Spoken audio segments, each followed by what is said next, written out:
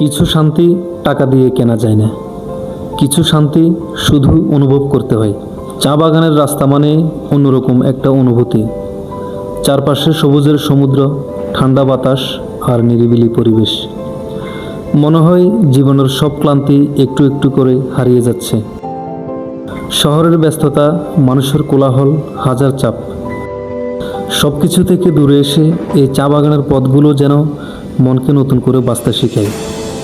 Bike চালাতে চালাতে যখন এই সবুজের মাঝ দিয়ে এগিয়ে যাই, তখন মনে হয় পৃথিবীটা আসলে অনেক সুন্দর।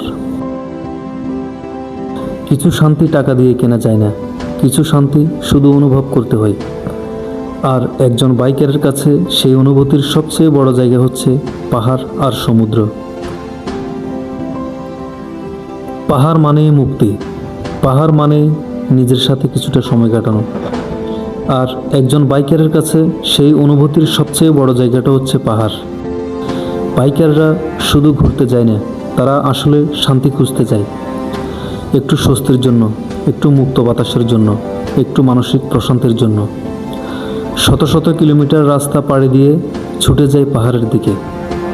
পাহাড়ি রাস্তার প্রতিটা বাঁক, প্রতিটা ঠান্ডা বাতাস, প্রতিটা নীরব মুহূর্ত যেন একজন রাইডারের মনের ভিতরের সব চাপ ধীরে ধীরে দূরে সরিয়ে দেয়। হয়তো সবাই এই অনুভূতি বুঝবে না, কিন্তু একজন সত্যিকারের বাইকার জানে ফুল ট্যাঙ্ক, একটা সুন্দর রাস্তা আর পাহাড়ি বাতাসের মাঝেই লুকিয়ে আছে জীবনের আসল শান্তি।